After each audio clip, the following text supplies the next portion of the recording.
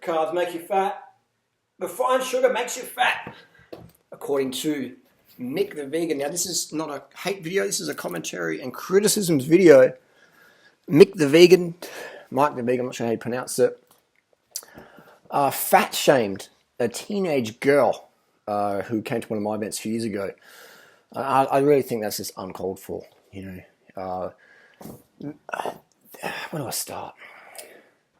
It doesn't do the vegan community any service when you fat shame teenage girls.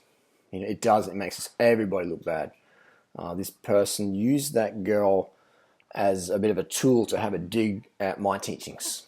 You know, my teachings. Which, wouldn't they use maybe a picture of Natasha?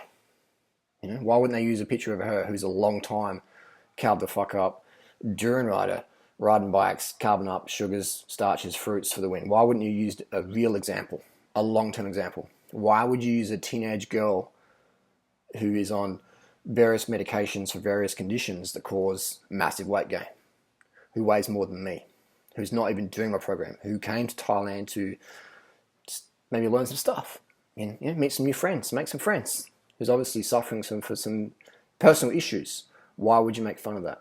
Why? Why would you do that? It's pretty poor. Just to have a dig at me? People are welcome to have a dig at me. You're welcome to dig at me. But please have integrity. Please use real life examples. Use the example of Natasha. Use any example of the girlfriends I've coached over the years. If you want to see lean, real physiques, then use them. Use them. Better yet, let's do a live debate. Anyone out there, if you have issues with what I teach or issues with whatever, then hey, hands up. I'm here to live debate anybody. You know, I know a lot of people hide behind jump cuts to pretend they have personality they don't really have in real life. And I know they're scared of doing live debates. I know they hide behind little studies and little screenshots and stuff and jokes and go-go-goes. I get that. But live debate trumps all. It shows who knows this shit and who's pretending to know this stuff. So again, this is I'm not angry, but I am frustrated that it just does a mad disservice, making fun of fat people to promote your anti-carbohydrate or anti-sugar or anti-vegan or anti-durianrider or anti-carb the fuck up agenda or whatever. Whatever you're trying to push out there, or trying to push your Patreon money, where you get Patreon thousands of dollars per month and you do a video every couple of weeks that takes a couple of hours to make. That's pretty poor effort, I think. If you get that much money, you should put out incredible value. And the information you put out should be sustainable. It should be sustainable for anybody to do. So why don't these people ever use real life examples? Why is that? Why do they just, try and take me out of context and do stuff like that? And use pictures of people who don't even follow my program, who may be fans of me, but they don't actually follow my advice, and who are open about that, not following my advice for whatever reasons they have. Or people who are on medications that cause, massive weight gain. There's medications out there that people can take. You could be on 2,000, 3,000 calories a day, and they'll make you gain incredible amount of weight. Prednisone is one of them. Anabolic steroids is another. Estrogen. Various SSRI medications. Various antipsychotic medications can make you gain a lot of weight. Yeah, but these people don't talk about that. They just go, wow, someone ate bananas. But durianrider's too lean. And Natasha's too lean. And all durianrider's girlfriends are too lean. But durianrider makes people fat. But he's very lean himself. He's very fit himself. How many of these munchkins out there are actually fitter than me? How many of them actually have really fit girlfriends? How many of them actually get a person who's a total noob in cycling and turns them into national level within 6 months? Not 1 year, 6 months, based on power data. Drug-free, caffeine-free, stimulant-free. Who does that? Any of these sugar-phobic, carb-phobic, calorie-restrictive, carbs are good, but not too many carbs. Potatoes are great, but don't eat too many potatoes. Fruit's okay, but not too much fruit. Fruit's okay, but sugar's not. But fruit's got glucose and fructose. Sugar's just glucose and fructose, but sugar's whole sugar. There's no such thing as whole sugar. Sugar's sugar. It's glucose or fructose. Sugar is sugar. There's no such thing as whole sugars. It's a fruit. That's not a whole sugar. That's a fruit. Sugar, in chemistry, biology, whatever you call it, is determining a little, a molecule of sugar, glucose or fructose or dextrose or lactose. They're sugars. Whole sugars. When he says whole sugars, what the fuck's a whole sugar? So whenever these people put out this advice, it's such bad advice, because you throw a few studies up there and you flash it and you flash it and you show a picture of a bit of tin that's rusting, and you're saying that that's what happens to your arteries if you eat sugar. Like, what? Where's my rusty arteries? Where is my rusty arteries after 17 years high carb vegan, smashing the sugar? Sometimes I have a kilo of sugar per day. If sugar caused endothelium destruction or endothelium minimization, or whatever you want to call it, malfunction or defunction or hindrance, restriction, if refined sugar caused endothelium restriction, malperformance, whatever. If sugar made you perform less because your blood's going less through your veins and arteries, I would be at the back of the pack in every bike ride I do instead of up the front. The only people who are dropping me on climbs are guys who are professional level and they're maybe 20 to 30 years of age. I'm 41 and I hardly train. All right. So if my diet was bad, I couldn't be as good as I am. You know, there's plenty of people better than me. There's plenty of people who followed my advice who are faster up the Doisatep or Norton Summer than me. And they're spinning and they're carbon up and they're having the banana smoothies with sugar in it. The people who make fun of sugar and smoothies, all of them, Natasha could flog up a hill. All of them.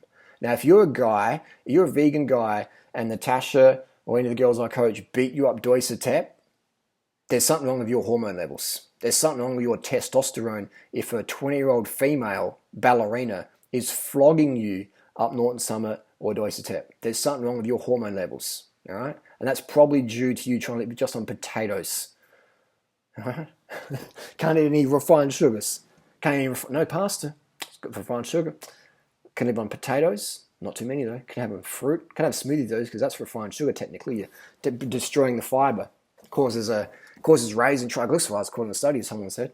Can't use smoothies, so you're living on a bit of fruit, some potatoes, brown rice, a bit of flaxseed. Wow, that sounds really fun, really sustainable. Not, insert sarcasm.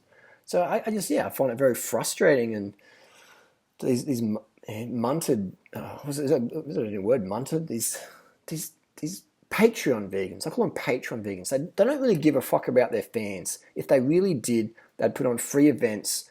They would answer so many questions. It wouldn't be answering questions, oh yeah, durianrider, here. It'd be like legit questions, smashing out the free content. Thousands and thousands of videos. Instead of taking thousands of dollars and putting up a couple of videos a month that everyone's already seen already. Flash a few studies. Watch the documentary What the Health. All right? People go, why don't you do more study? Watch What the Health. Why doesn't Mick the Vegan rip apart What the Health? Because that supports everything I say about sugar, etc. Why not? Oh, because it's not trending right now to damage that bit. These people, they jump on what's trending. I don't know, it's not too popular right this month. Let's go jump on that. Oh, sugar's bad. Let's jump on that to get mainstream and public acceptance in the vegan community or whatever. That's bad because it's bad advice. Bad advice. You try and do a vegan diet without refined sugar? Pfft, I've done it. Performance is like dropping right off. People are like, wow, you're a vegan.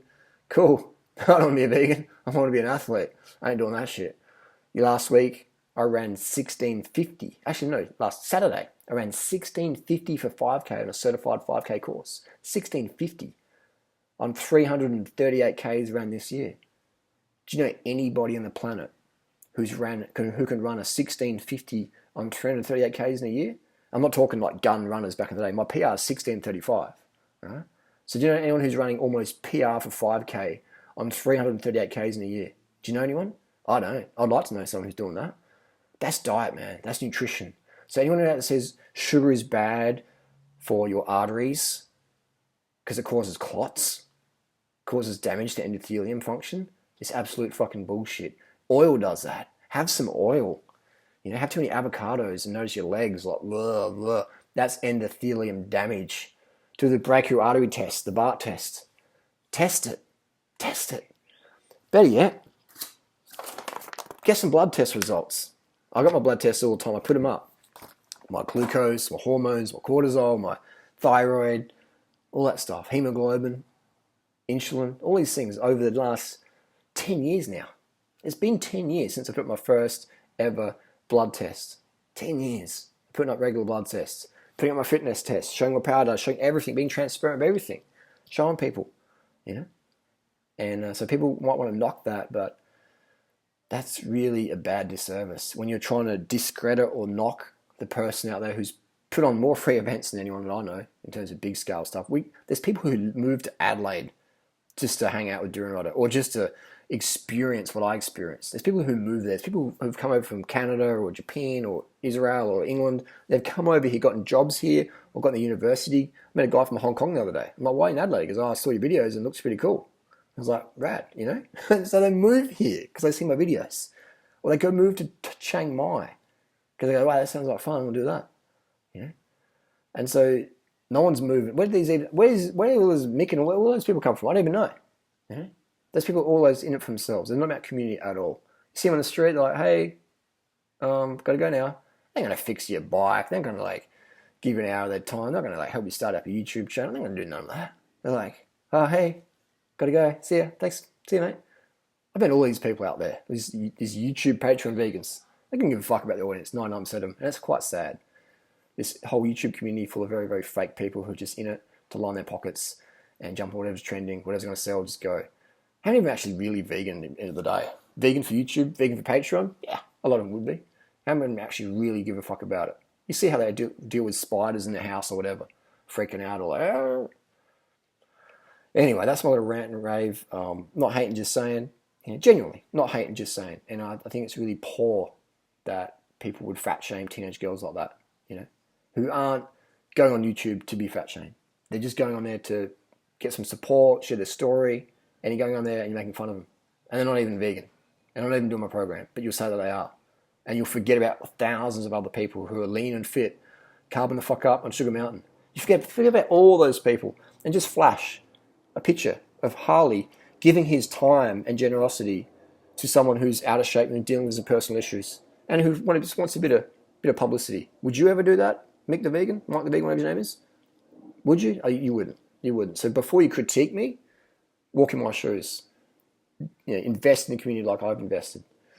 Otherwise, it's just really cheap. It's a cheap shot, mate.